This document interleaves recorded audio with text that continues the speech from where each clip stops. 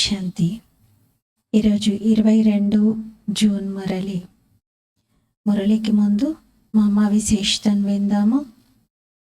మా అమ్మ ఎప్పుడు తన జీవితంలో నవ్వులాటలో కూడా సమయాన్ని వృధా చేయలేదు. వ్యర్థమైన మాటలు అసలు మా అమ్మ నోటి నుండి వచ్చేవే కాదు. మా అమ్మ సదా తన స్థితి పైన అటెన్షన్ ఇచ్చేవారు. మా అమ్మలో మధురత, నిర్భయత గుణాలు బాగా కనిపించేవి. మా అమ్మ అనేవారు, ఏ భగవంతుడితో అయితే మనిషి భయపడాలో ఆ భగవంతుడే మనవాడైపోయారు. మనం ఎలాంటి పాపకర్మలు చేయట్లేదు కాబట్టి మనకు భగవంతుడితో భయం అవసరం లేదు అని అందరి దృష్టిని మా అమ్మ ఆ ఉన్నతమైనటువంటి మాతాపిత వైపే మరల్చేవారు. మా అమ్మ ఎప్పుడు ఎవరి దృష్టిని తన వైపు ఆకర్షించేవారు కాదు. బేహద్ మాతాపిత వైపే మా అమ్మ సైగ చేసేవారు. అలా అందరినీ మాతాపితకు చాలా సమీపంగా తీసుకొచ్చేవారు. మనం కూడా మా అమ్మ ద్వారా ఇటువంటి ప్రేరణే తీసుకుందాము. శివ్ బాబాను చాలా ప్రేమతో జ్ఞాపకం చేస్తూ శ్రేష్ట కర్మలతో మన భాగ్యాన్ని తయారు చేసుకుందాం. అలాగే సమయాన్ని అస్సలు వ్యర్థమైన మాటల్లో వృధా చేయకుండా జాగ్రత్త పడదాం. 22 జూన్ మురళి ఇది. मीठे बच्चे यहाँ तुम बदलने के लिए आए हो. మధురమైన పిల్లలు, మీరిక్కడకు పరివర్తన చెందటానికి వచ్చారు. तुम्हें आसुरी गुणों को बदल दैवी गुण धारण करने हैं. మీరు ఆసురి గుణాలను మార్చుకొని దైవీ గుణాలను ధారణ చేయాలి. యా దేవతా బన్నే కి పడాయి హై. ఇది దేవతగా తయారు చేసే చదువు. మధురమైన పిల్లలు, మీరిక్కడ పరివర్తన అవ్వడానికే వచ్చారు. ఆసురి గుణాలను మార్చుకొని దైవీ గుణాలని ధారణ చేయాలి. ఈ చదువు మనల్ని దేవతగా తయారు చేస్తుంది. ప్రశ్న, तुम बच्चे कौन सी पढ़ाई बाप से ही पढ़ते हो, दूसरा कोई पढ़ा नहीं सकता. మీరు పిల్లలు ఎలాంటి చదువును కేవలం బాబా ద్వారానే చదువుకుంటారు. ఇతరులెవరు కూడా చదివించలేరు. జవాబు, మనుష్య సే దేవతా బన్నేకి పడాయి. మనుషుల నుండి దేవతలుగా తయారయ్యే చదువు. అపవిత్ర సే పవిత్ర బన్కర్ నై దునియా మే జానేకి పడాయి. అపవిత్రుల నుండి పవిత్రంగా అయి కొత్త ప్రపంచానికి వెళ్ళేందుకు చదువు ఒక్క తండ్రి తప్ప ఇంకెవరూ చదివించలేరు. తండ్రి సహజ జ్ఞానము మరియు రాజయోగం యొక్క విద్య ద్వారా పవిత్రమైన ప్రవృత్తి మార్గాన్ని స్థాపన చేస్తూ ఉన్నారు. మనుషులను దేవతలుగా తయారు చేసే చదువు ఇది. అపవిత్రులను పవిత్రంగా చేసి కొత్త ప్రపంచానికి తీసుకువెళ్ళడానికి ఈ చదువు. ఇవి బాబా తప్ప ఇంకెవరు నేర్పించలేరు. తండ్రి సహజ జ్ఞానము మరియు రాజయోగం యొక్క శిక్షణ, రాజయోగం యొక్క చదువు ద్వారా పవిత్రమైన ప్రవృత్తి మార్గాన్ని స్థాపన చేస్తూ ఉన్నారు. ఓం శాంతి. తండ్రి స్వయంగా కూర్చొని పిల్లలకు అర్థం చేయిస్తూ ఉన్నారు. వాస్తవంగా మీకు 2 తండ్రులు ఉన్నారు. ఒకరు హద్దులోని తండ్రి, మరొకరు అనంతమైన తండ్రి. 2 తండ్రులే. వారిని కూడా తండ్రి అంటాం, హద్దు తండ్రిని కూడా, శివ్ బాబాని కూడా తండ్రి అంటాం. అనంతమైన తండ్రి వచ్చి చదివిస్తున్నారు. పిల్లలకు తెలుసు, మేము కొత్త ప్రపంచం సత్యయుగానికి వెళ్ళేందుకు చదువుకుంటున్నాము అని. ఇలాంటి చదువు ఇంకెప్పుడూ లభించదు. పిల్లలైతే ఎన్నో సత్సంగాలు ఇప్పటి వరకు అటెండ్ అవుతూ వచ్చారు. భక్తి బాగా చేశారు. మీరు కూడా భక్తులే కదా. ఎంతోమంది గురువులను కూడా ఆశ్రయించి ఉంటారు. శాస్త్రాల అధ్యయనం కూడా చేసి ఉంటారు. కానీ ఇప్పుడు బాబా అందరినీ మేల్కొల్పారు. బాబా చెప్తున్నారు, ఇప్పుడు ఈ పాత ప్రపంచం పరివర్తన చెందుతుంది. ఇప్పుడు నేను మిమ్మల్ని కొత్త ప్రపంచానికి తీసుకెళ్లేందుకు చదివిస్తూ ఉన్నాను. నేను మీకు టీచర్ని. గురువునైతే టీచర్ అని అనరు. స్కూల్లో టీచర్ చదివిస్తారు. దీంతో ఉన్నత పదవిని పొందుతారు. కానీ చదువు అనేది ఇక్కడి కోసమే ఉంటుంది. మీ చదువేమో కొత్త ప్రపంచం కోసం. స్కూల్లో చదువుకునే చదువు ఇక్కడ జీవనోపాధి కోసం, శరీర నిర్వహణార్థం ఏదైనా సంపాదించుకోవడానికి తోడ్పడుతుంది. కానీ మన చదువు భవిష్యత్తు కోసం. గోల్డెన్ ఏజ్డ్ వరల్డ్ అంటారు. ఇది మీకు తెలుసు. ఈ సమయంలో ఆసురి గుణాలు పరివర్తన అయి దైవీ గుణాలు ధారణ చెయ్యాలి. ఇక్కడ మీరు పరివర్తన అవ్వటానికే వచ్చారు. మీ క్యారెక్టర్ యొక్క మహిమ బాగా చేయటం జరుగుతుంది. దేవతల యొక్క కీర్తనలు, భజనలు అన్నీ మన క్యారెక్టర్ గురించి వర్ణించారు. అంటే దేవతల యొక్క ప్రతి అణువును మహిమ చేస్తూ ఉంటారు. దేవతల ముందు అలా చాలా మహిమ చేస్తూ ఉంటారు. ఇప్పుడు మీకైతే లక్ష్యం, ఉద్దేశం లభించింది. ఆ మహిమనే మనం ఇప్పుడు ధారణ చేస్తున్నాం. ఆ మహిమ స్వరూపంగా తయారవుతున్నాం. భవిష్యత్తు కోసం తండ్రి కొత్త ప్రపంచ స్థాపన చేస్తూ ఉన్నారు. దానికోసమే మనకి చదివిస్తూ ఉన్నారు. అక్కడ వికారాల విషయాలేమీ ఉండవు. రావణుని పైన మీరు విజయాన్ని పొందుతారు. రావణ రాజ్యంలో అందరూ వికారిగా ఉన్నారు. యథా రాజా రాణి తథా ప్రజ, అందరూ వికారిగా. ఇప్పుడైతే ఇది పంచాయతీ రాజ్యం. అంటే అన్ని గొడవలే ఉన్నాయి ఈ రాజ్యంలో. ఇంతకుముందు రాజారాణి యొక్క రాజ్యం ఉండేది, కానీ ఆ రాజారాణి కూడా పతితంగానే ఉండేవారు. ఆ పతితమైన రాజుల వద్ద మందిరాలు ఉండేవి.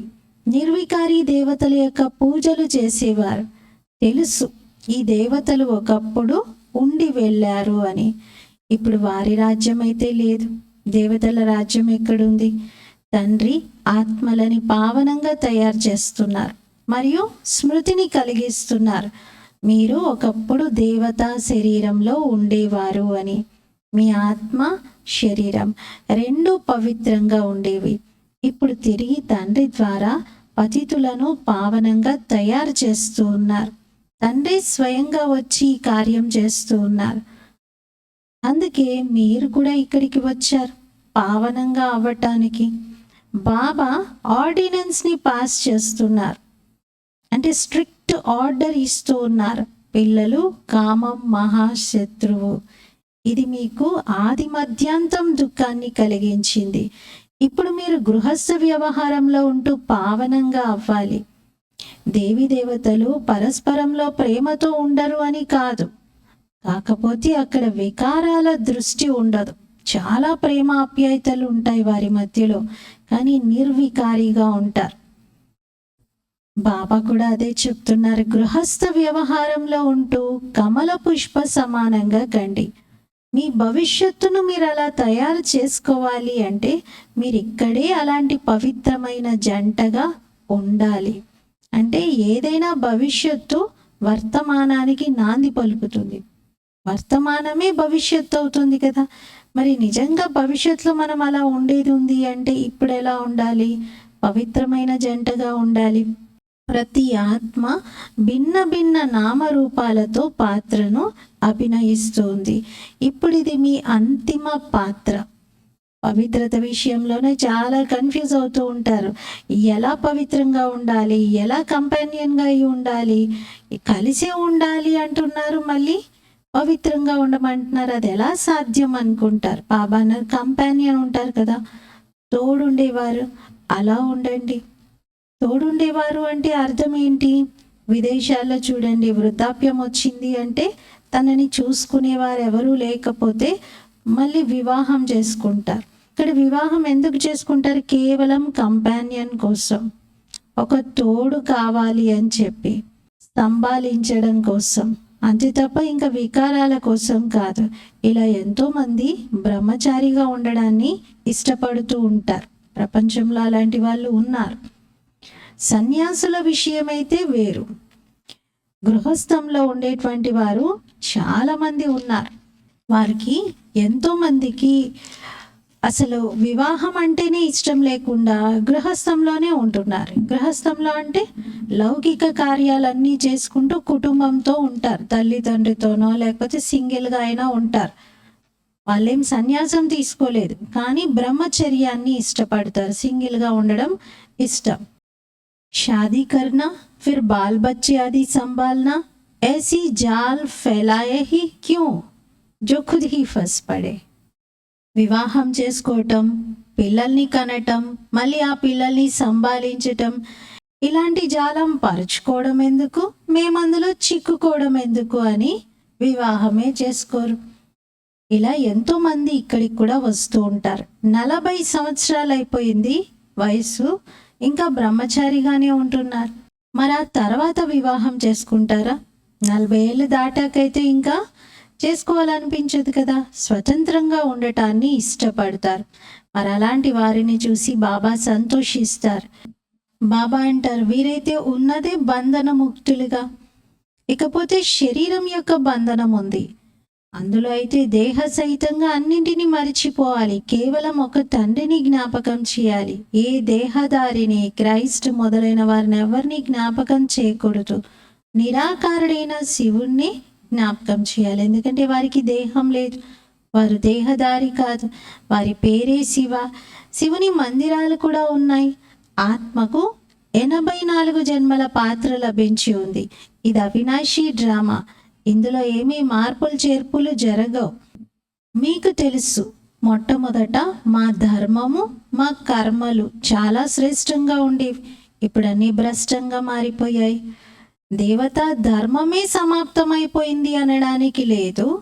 గాయనం ఉంది కదా, దేవీ దేవతలు సర్వగుణ సంపన్నులుగా ఉండేవారు అని. లక్ష్మీనారాయణులు పవిత్రంగా ఉండేవారు, పవిత్రమైన ప్రవృత్తి మార్గం ఉండేది. ఇప్పుడు అపవిత్రమైన ప్రవృత్తి మార్గం అయిపోయింది. 84 జన్మలలో విభిన్న నామరూపాలు మారుతూ ఉంటాయి. బాబా అర్థం చేయించారు, మధురాతి మధురమైన పిల్లలు, మీకు మీ జన్మల గురించే తెలియదు, నేను మీకు 84 జన్మల కథను వినిపిస్తూ ఉన్నాను. మరి కథ అంటే స్టార్టింగ్ నుండి ఎండింగ్ వరకు వినిపించడం జరుగుతుంది కదా. బాబా కూడా ఆది నుండి జన్మ తీసుకున్నప్పటి నుండి అర్థం చేయిస్తూ ఉన్నారు. మీరు పవిత్రంగా ఉండేవారు, ఇప్పుడు వికారీగా అయిపోయారు, అందుకే దేవతల ముందుకు వెళ్ళి శిరస్సు వంచుతూ ఉంటారు, వారిని దండం పెట్టుకుంటారు. క్రిస్టియన్స్ అయితే క్రైస్ట్ ముందు, బౌద్ధ మతస్థులైతే బుద్ధుడి ముందు, సిక్కు మతస్థులైతే గురునానక్ యొక్క దర్బార్లోకి వెళ్ళి తల వంచి నమస్కరిస్తూ ఉంటారు. దాంతో తెలిసిపోతుంది వీరు ఫలానా పంత్కి చెందినటువంటి వారు అని, అంటే ఫలానా మార్గంలో నడిచేవారు అని. మీకోసం అయితే వీళ్ళు హిందూ అని చెప్తారు. మరి ఆది సనాతన దేవీ దేవతా ధర్మం ఎక్కడికి వెళ్ళిపోయింది? ఇది ఎవరికి తెలియదు, ప్రాయలోపం అయిపోయింది. భారతదేశంలో చిత్రాలైతే చాలా ఉన్నాయి, మనుషులవి అనేక మతాలు ఉన్నాయి. శివుడి ముందు శివుడికి చాలా పేర్లు పెట్టారు, చాలా నామాలతో వారి యొక్క మహిమను చేస్తూ ఉంటారు. వాస్తవంగా పేరు ఒకటే ఉండాలి. అలా అని శివుడు ఏమైనా పునర్జన్మలు తీసుకున్నాడా అన్ని పేర్లు పెట్టడానికి? లేదు కదా. మనుషులవి భిన్న మతాలు ఉన్నాయి, భిన్న నామాలని పెట్టారు. శ్రీనాథ్ ద్వార్కి వెళ్ళండి, శ్రీనాథ్ ద్వార్లో అక్కడ కూడా లక్ష్మీనారాయణలే, కానీ జగన్నాథుని యొక్క మందిరంలోని మూర్తికి శ్రీనాథ్లో ఉన్నటువంటి మూర్తికి చాలా తేడా ఉంది. లక్ష్మీనారాయణల వైభవాన్ని మొత్తం శ్రీనాథ్లో చూపించారు. ఆ భోగ్ని విధించే సమయంలో చూపిస్తారు. 36 రకాలు 56 రకాలు తయారు చేసి నైవేద్యం పెడతారు. జగన్నాథ్లో మాత్రం దానికి భిన్నంగా కేవలం అన్నం వండి పెడతారు. అలా బాబా అన్నారు, 2 లక్ష్మీనారాయణల మందిరాలే, అయినా ఎంత తేడా ఉంది చూడండి. విభిన్న నామాలు పెట్టేశారు. ఎప్పుడైతే మీరు సూర్యవంశీగా ఉండేవారో అప్పుడు పూజలు చేసేవారు కాదు, మీరు మొత్తం విశ్వం పైన రాజ్యం చేసేవారు, సుఖంగా ఉండేవారు. శ్రీమతం అనుసారంగా శ్రేష్ఠ రాజ్య స్థాపన జరిగింది, దానిని సుఖధామం అంటారు.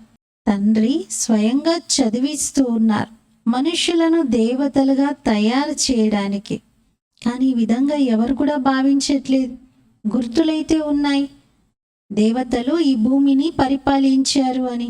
ఈ దేవతల రాజ్యంలో అయితే కోటలు ఉండేవే కాదు, ఇంకెవరైనా ఆక్రమిస్తారు అని చెప్పి ఎత్తుగా బార్డర్స్ పెట్టుకునే అవసరం ఉంటుందా? లేదు.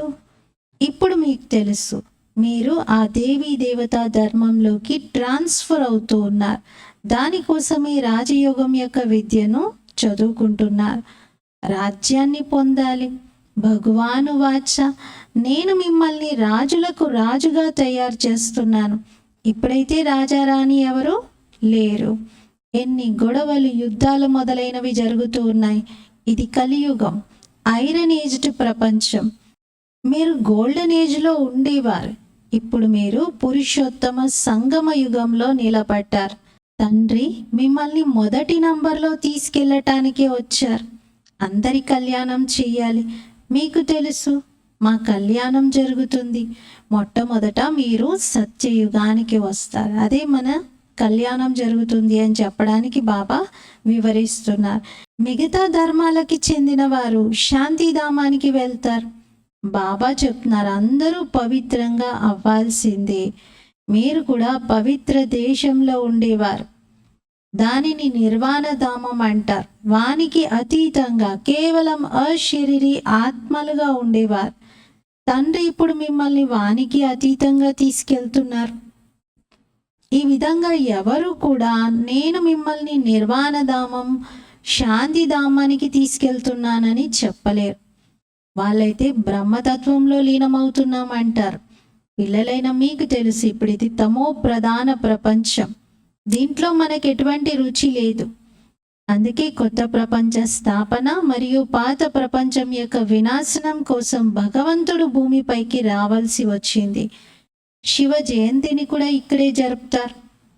మరి శివుడు వచ్చి ఏం చేశారు? ఎవరైనా చెప్పగలుగుతారా? జయంతిని జరుపుతున్నారు కానీ ఎందుకు వస్తున్నారు అనేది తెలియట్లేదు. రథం పైన విరాజమానం అవుతారు. వాళ్ళేమో గుర్రపు బండిని రథంగా చూపించారు.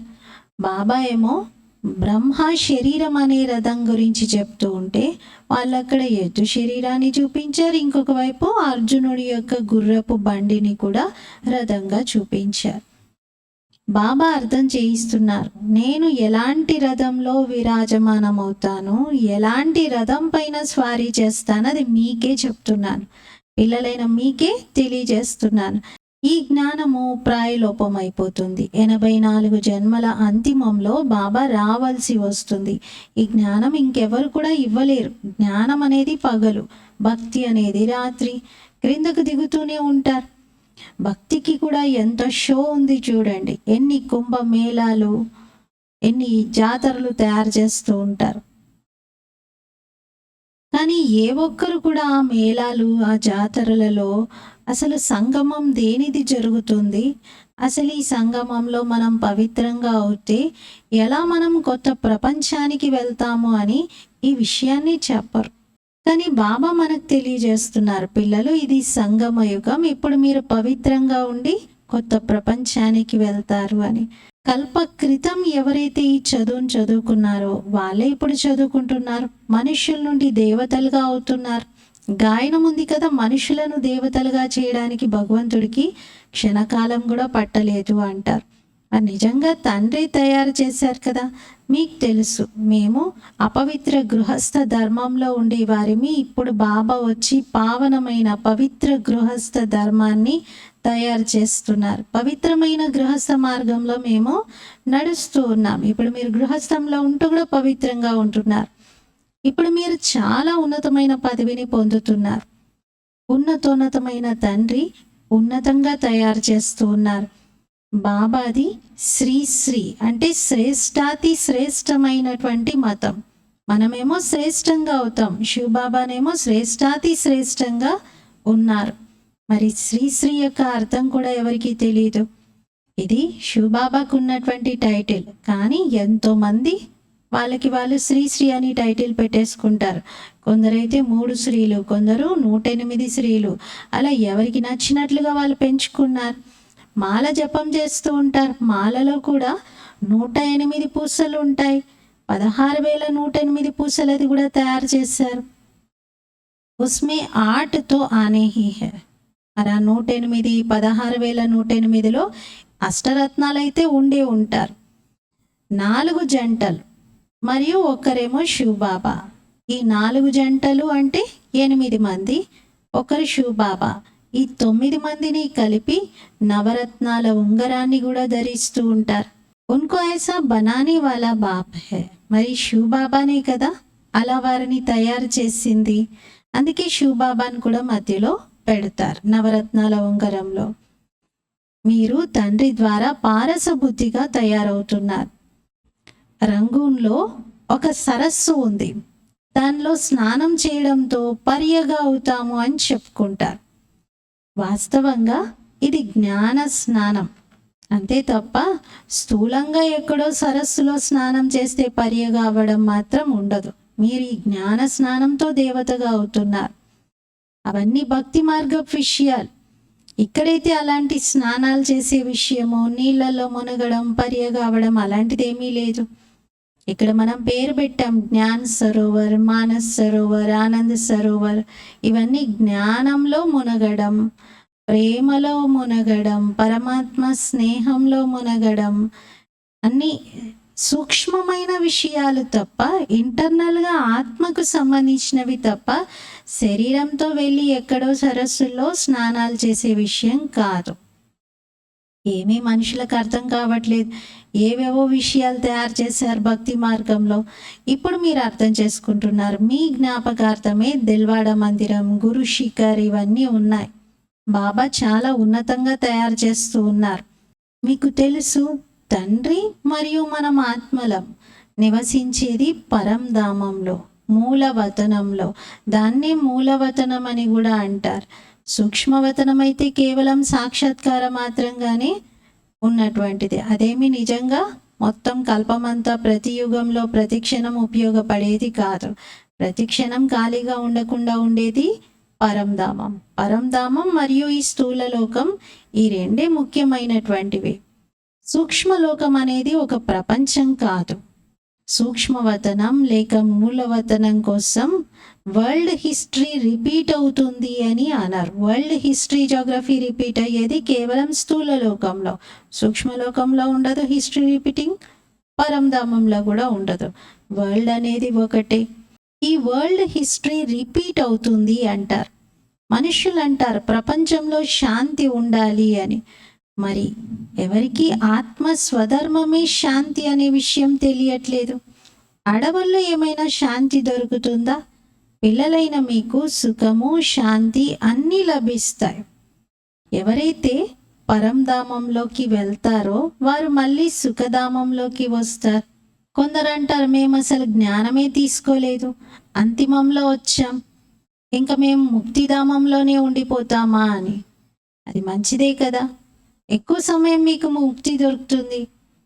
ఇక్కడ 2-3 జన్మలు తీసుకుంటారు, ఏదో చిన్న పదవిని పొందుతారు.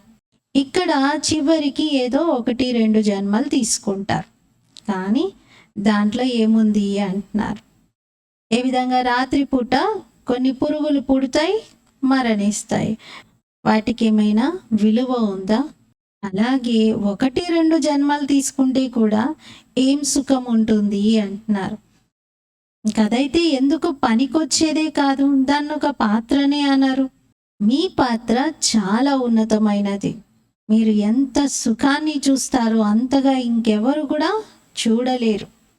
అందుకే మీరు పురుషార్థం చేయాలి, చేస్తూనే ఉన్నారు. కల్ప క్రితం కూడా మీరు పురుషార్థం చేశారు. తమ పురుషార్థం అనుసారంగానే ప్రాలబ్ధాన్ని పొందారు. పురుషార్థం లేకుండా ఎవరు ప్రాలబ్ధాన్ని పొందలేరు. పురుషార్థం తప్పనిసరిగా చెయ్యాలి. బాబా చెప్తారు, ఇది కూడా డ్రామా తయారయ్యి ఉంది. మీ పురుషార్థం అలా నడుస్తూనే ఉంటుంది. ऐसे तो चल ना सके, तुमको పురుషార్థ జరూర్ కర్నా పడే. ఊరికే నడవదేది. మీరు పురుషార్థం తప్పనిసరిగా చేయాల్సి ఉంటుంది. పురుషార్థం లేకుండా ఏ పని జరగదు. దగ్గు దానంతట అదే ఎలా తగ్గిపోతుంది? మందు తీసుకునే పురుషార్థం అయితే చెయ్యాలి కదా. అలా డ్రామా అని చెప్పేసి ఊరికే కూర్చొని ఉండిపోతే ఏమీ జరగదు. ఏదైతే మీరు గతంలో చేశారో అదే ఇప్పుడు రిపీట్ అవుతుంది. దీన్ని ఉల్టాగా తీసుకోకండి. ఉల్టా జ్ఞానం బుద్ధిలో పెట్టుకోకూడదు అంటున్నారు. అంటే గతంలో నేను తిని ఉంటే ఇప్పుడు తింటానులే అని చెప్పేసి అలా వదిలిపెట్టేస్తే ఏమీ జరగదు. ఇంకా మీరు గతంలో కూడా నేను ప్రయత్నం చేసి ఉన్నాను, ఇప్పుడు కూడా చేస్తాను అనుకుంటే చేస్తారు. మాయ కొన్నిసార్లు ఇలా ఉల్టాగా ఆలోచించేలా చేసి విఘ్నాలు వేస్తూ ఉంటుంది. పిల్లలు చదివే మానేస్తారు. దీన్ని ఏమంటారంటే మాయతో ఓడిపోవటం. యుద్ధం కదా, జబర్దస్త్గా నడుస్తుంది ఇది. अच्छा, मीठे मीठे सिकिलती बच्चों प्रति माता पिता बाप दादा का याद प्यार और गुड मॉर्निंग। रूहानी बाप की रूहानी बच्चों को नमस्ते। हम रूहानी बच्चों की रूहानी बाप दादा को याद प्यार गुड मॉर्निंग और नमस्ते। मेरा बाबा मीठा बाबा प्यारा बाबा शुक्रिया बाबा। ధారణ కోసం ముఖ్య సారము. ఫస్ట్ పాయింట్, శ్రేష్ఠ రాజ్య స్థాపన చేయటానికి శ్రీమతం అనుసారంగా నడిచి తండ్రికి సహయోగులుగా కావాలి. ఎలాగైతే దేవతలు నిర్వికారిగా ఉన్నారో అలాగే గృహస్థంలో ఉంటూ నిర్వికారిగా కావాలి. పవిత్రమైన ప్రవృత్తిని తయారు చేయాలి. సెకండ్ పాయింట్, డ్రామా పాయింట్ను తప్పుగా ఉపయోగించుకోకూడదు. డ్రామా అంటూ అలా కూర్చొని ఉండిపోకూడదు. చదువు పైన పూర్తిగా శ్రద్ధ పెట్టాలి. పురుషార్థంతో తమ ప్రాలబ్ధాన్ని తయారు చేసుకోవాలి. పురుషార్థం లేకపోతే ప్రాలబ్ధం కూడా లేదు. వరదాన్, कमल पुष्प का सिंबल बुद्धि में रख अपने को सैंपल समझने वाले न्यारे और प्यारे భవ. కమల పుష్పం యొక్క చిహ్నాన్ని బుద్ధిలో పెట్టుకొని తనని తాను ఒక ఉదాహరణగా భావించేటువంటి అతీతమైన ప్రియమైన భవ. వివరణ, ప్రవృత్తిలో ఉండేటువంటి వారికి చిహ్నము కమల పుష్పం.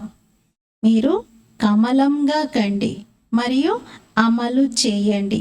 కమల్గా కండి, అమలు చేయండి. ఒకవేళ అమలు చేయలేదు అంటే కమల్గా కూడా కాలేరు. మరి కమల పుష్పానికి చిహ్నము బుద్ధిలో పెట్టుకోవాలి. స్వయాన్ని ఒక శాంపుల్గా భావించి నడుచుకోవాలి. సేవ చేస్తూ అతీతంగా ప్రియంగా కండి. కేవలం ప్రియంగానే కాకండి, కానీ అతీతంగా కూడా అయి ప్రియంగా అవ్వాలి. ఎందుకంటే ప్రేమ ఎప్పుడు ఆకర్షణ యొక్క రూపంలోకి మారిపోకుండా ఉండాలి అంటే అతీతంగా ప్రియంగా అవ్వాలి. అందుకే ఏ సేవ చేస్తున్నా ఈ రెండిటి బ్యాలెన్స్ చూసుకోవాలి. అతీతము మరియు ప్రియంగా కండి ఏ సేవ చేసినా సరే. స్లోగన్, స్నేహ की छत्रछाया के अंदर माया आ नहीं सकती. స్నేహం అనే ఛత్రఛాయ లోపలికి మాయ రాజాలదు. స్నేహమే ఒక ఛత్రఛాయగా మారుతుంది, అందులోకి మాయ ప్రవేశించదు. ఈరోజు స్వమానము, నేను ఆత్మను, అతీతంగా ప్రియంగా ఉన్నాను. నేను అతీతంగా ప్రియంగా ఉన్నటువంటి ఆత్మను. శాంపుల్గా అవ్వాలి. సింబల్ గుర్తుపెట్టుకోవాలి. ఏంటి మన సింబల్? కమల్. బాబా అంటారు ఆ పార్టీల గుర్తులు కాదు ఇవి, ఇది మన జీవితంలోని ధారణ. కమలం, కమలం సమానంగా అతీతంగా ప్రియంగా అవ్వటం, ఇది మన యొక్క సింబల్. రాజీవ్ గాంధీ ప్రైమ్ మినిస్టర్గా ఉన్నప్పుడు ఒకసారి మధుబన్కి ఓం శాంతి భవనంలో కాన్ఫరెన్స్కి వచ్చారు.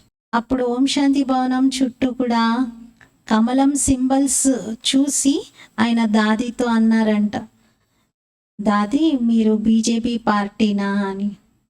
అప్పుడు దాది అన్నారంటే ఇవి ఒక పార్టీ సింబల్ కాదు, ఇది మన జీవితానికి గుర్తు.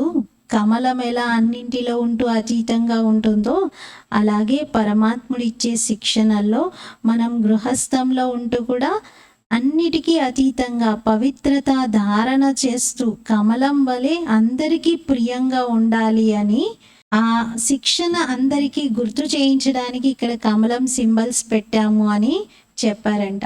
అప్పుడు అతను వెంటనే సంతోషపడ్డారంట. లేకపోతే చూడగానే ముందు ఒకసారిగా మనసులో ఆయనకి ఆలోచన, ఈ బ్రహ్మకుమారి సందరి పార్టీనా అని అనుకున్నారంట.